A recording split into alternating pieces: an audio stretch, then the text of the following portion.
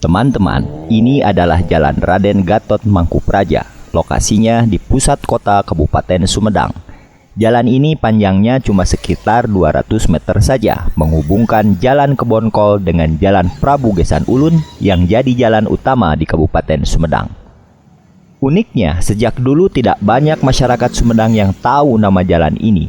Mereka lebih banyak menyebutnya sebagai Jalan Parapatan Kebonkol Diana.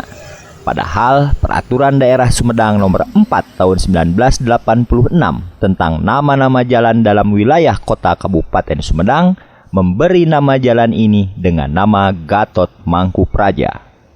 Dalam perda itu pun disebutkan, alasan pemberian nama jalan ini adalah untuk mengenang kembali jasa-jasa Gatot Mangkupraja dalam membentuk tentara pembela tanah air atau PETA. Beliau orang dari Sumedang yang sangat ulet dan gigih mengusir anasir penjajah di dalam membela negara Republik Indonesia. Nah teman-teman, tayangan kali ini kita akan membahas siapa dan bagaimana Raden Gatot Mangkupraja.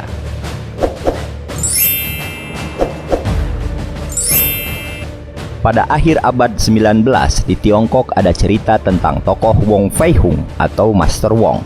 Alkisah, dia seorang jago kungfu, ahli pengobatan tradisional sekaligus pemilik rumah obat Fo Chi Lam yang terkenal di Guangdong. Konon dia pun seorang aktivis pergerakan nasionalis Cina.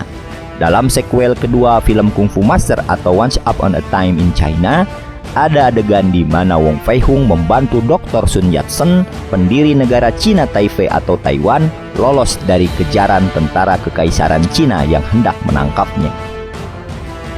Dalam waktu yang hampir bersamaan, di Indonesia pun ada tokoh yang fragmen kisah hidupnya mirip Wong Fei Hung. Tokoh kita ini juga seorang ahli pengobatan dan pemilik rumah obat. Bedanya, jika Master Wong adalah jagoan kungfu yang menghajar lawannya di jalanan Guangdong, maka tokoh kita ini adalah jagoan di gelanggang politik yang membuka jalan bagi kemerdekaan Indonesia. Dan yang paling penting, tokoh kita ini bukan dongeng, tapi faktual. Pada tahun 2004, pemerintah Republik Indonesia resmi menetapkannya sebagai pahlawan nasional perintis kemerdekaan. Pahlawan kita ini bernama Raden Gatot Mangkupraja. Teman-teman, seperti ditulis dalam memoarnya, Gatot lahir pada tanggal 15 Desember 1898. Ia adalah putra Raden Muhammad Saleh Mangkupraja, seorang dokter pribumi pertama yang diakui dan bekerja untuk pemerintah Hindia Belanda. Menurut Gatot, kehebatan ayahnya sebagai dokter diakui banyak pihak karena berhasil mengkombinasikan obat-obat farmasi dengan ramuan tradisional dari tumbuh-tumbuhan. Setelah pensiun pada tahun 1910, ayahnya beserta keluarga pindah ke Bandung, lalu membuka praktek pengobatan sekaligus toko obat. Setelah ayahnya wafat, Gatot pun mewarisi dan menyimpan resep racikan obat-obatan milik ayahnya itu. Hal ini kelak berguna saat memasuki masa-masa sulit dalam kehidupannya di masa pergerakan kebangsaan menuju Indonesia merdeka. Teman-teman, terlahir dari keluarga priayi yang mapan, tentu saja kehidupan Gatot di masa itu serba mudah. Pada usia 5 tahun, Gatot masuk semacam taman kanak-kanak untuk anak-anak Belanda di Sumedang, di bawah asuhan Nyonya Westeneng. Lalu, ia melanjutkan ke sekolah elit Europese Lager School atau ILS di Bandung. Kecerdasan Gatot di atas rata-rata siswa kaum pribumi saat itu. Dia berhasil mendapat nilai 7 dalam Klein Ambtenaren Examen atau ujian seleksi bagi calon pegawai negeri sipil pribumi. Namun, ia lebih memilih melanjutkan pendidikan ke Stovia atau sekolah dokter. Di Stovia inilah Gatot kemudian mulai mengenal gelanggang politik dan pergerakan. Ia lantas terjun dalam pembentukan paguyuban Pasundan bersama koleganya Deka Ardiwinata, Setia Kusuma, Purawinata, Junjunan, dan lain-lain. Tahun 1918, Gatot dipercaya untuk mengkonsolidasi berbagai perkumpulan pelajar di Bandung yang kemudian bergabung dengan Young Java. Gatot mulai bergaul erat dan bertukar pikiran dengan Soekarno, Doris Dekker, Dr. Cipto Mangunkusumo, dan tokoh-tokoh pergerakan lainnya ketika pada tahun 1926 ia aktif di Algemeen Studi Club Bandung. Setahun kemudian, perkumpulan ini membidani lahirnya Partai Nasional Indonesia atau PNI. Dalam sebuah rapat, Insinyur Soekarno terpilih menjadi ketua dan Gatot dipercaya menjadi sekretaris. Gatot yang masih berusia 30 tahun itu pun total menjalankan perannya sebagai pimpinan partai. Demi membiayai pergerakan partai yang baru lahir itu, Gatot tak sungkan keluar uang dari saku pribadinya. Bahkan dia rela menjual sawah, kebun, bahkan mobil peninggalan ayahnya demi membiayai aktivitas penerbitan propaganda dan menggalang kekuatan massa. Alhasil, pemerintah Hindia Belanda mulai ketar-ketir dan miris dengan pesatnya aktivitas PNI. Maka dengan suatu dalih, Soekarno dan Gatot pun ditangkap di Yogyakarta, diadili lalu dimasukkan ke penjara Bancai di Bandung. Setelah bebas, Soekarno dan Gatot tak kapok. Keduanya lalu bergabung dengan Mr. Sartono di Partai Indonesia atau Partindo. Tapi tak lama, itu karena Belanda kembali menangkap Soekarno dan membuangnya ke Pulau Endeh. Gatot pun mengundurkan diri dari Partindo. Kehidupan pribadi keluarga Gatot mulai sulit. Warisan orang tuanya mulai menipis. Saat kebutuhan ekonomi keluarga mendesak, Gatot teringat kitab resep obat-obatan warisan ayahnya. Maka dengan itulah Gatot mulai berbisnis. Dia membuka rumah obat atau semacam apotik di Bandung. Usaha obat-obatan itulah yang mempertemukan Gatot dengan sejumlah orang Jepang yang kemudian menjadi koleganya. Atas bantuan informasi dari kolega Jepangnya itu, pada tahun 1933, Gatot berangkat ke negeri Jepang dalam rangka bisnis obat. Namun, di sana dia pun berkesempatan mengikuti Kongres Pan-Asia yang membuatnya bisa berkenalan dengan tokoh-tokoh negeri Sakura itu.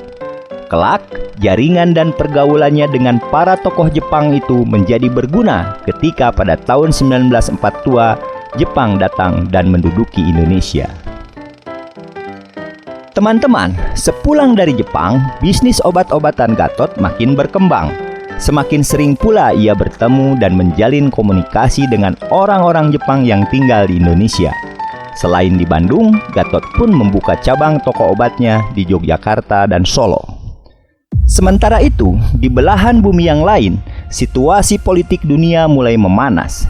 Jepang mulai melakukan propaganda kehebatan militernya. Itu tak luput dari perhatian Gatot, meski secara formal dia tak lagi menjadi aktivis pergerakan. Namun, sebagai seorang tokoh yang sudah dikenal sekaligus alumni penjara Bancai, gerak-gerik Gatot selalu diawasi Belanda. Seringnya Gatot keluar masuk rumah orang-orang Jepang tak luput dari pengawasan. Apalagi kepergian Gatot ke Jepang menjadi pemberitaan media kolonial saat itu. Cukup sering agen polisi antara lain Pak Janakum, Pak Rahmat, dan Pak Sambas datang ke toko tidak hanya untuk membeli obat, tetapi untuk meminta pandangan pribadi saya di Jepang, ujar Gatot. Merasa tak nyaman dimata-matai, Gatot memutuskan pindah dari Bandung ke Cianjur. Dia tinggal di Desa Nagrak dan kembali mendirikan toko obat. Di Cianjur, usahanya juga berkembang dengan baik, hingga memiliki cabang di Sukabumi, Purwakarta, serta Bandung. Agar bara semangat pergerakan tidak padam dan nalar politiknya tumpul karena kesibukannya sebagai tukang obat, di Cianjur Gatot pun menjadi ketua cabang Paguyuban Pasundan dan wakil ketua cabang Muhammadiyah Cianjur. Tidak seperti PNI, dua organisasi itu memang tidak langsung berurusan dengan politik. Teman-teman, Perang Asia Timur Raya pun pecah. Sebelum perang terjadi, ternyata penguasa militer Jepang telah menyusupkan perwira-perwiranya menyamar dan hidup di Indonesia. Keberhasilan intelijen Jepang ini membuat mereka berhasil mendarat dan menduduki Indonesia dengan mulus di tahun 1942. Dalam memoarnya, Gatot menceritakan, ketika pasukan Jepang masuk ke Cianjur melalui stasiun kereta api Ciranjang, beberapa orang memintanya segera datang ke kediaman Bupati Cianjur. Tak disangka, saat berkumpul di kediaman Bupati, dia bertemu dengan Pak Togashi tetangganya, yang ternyata adalah seorang perwira militer Jepang. Pak Togashi memperkenalkan saya kepada Letnan Yanagawa, Kapten Nagata, dan Kapten Shigeno. Di hadapan orang banyak, Pak Togashi berkata, "Nah, Pak Gatot, sebentar lagi Indonesia pasti merdeka. Namun kita sekarang masih berperang. Saya harap Anda siap membantu kami." Demikian kira-kira kata Pak Togashi seperti yang dituturkan oleh Pak Gatot Mangkupraja. Menurut Pak Gatot, semua yang hadir pada saat itu kemudian menjadi bersemangat dan berteriak,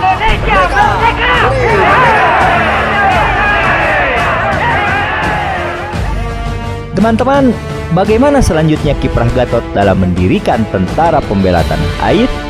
Nantikan tayangan bagian kedua di channel ini.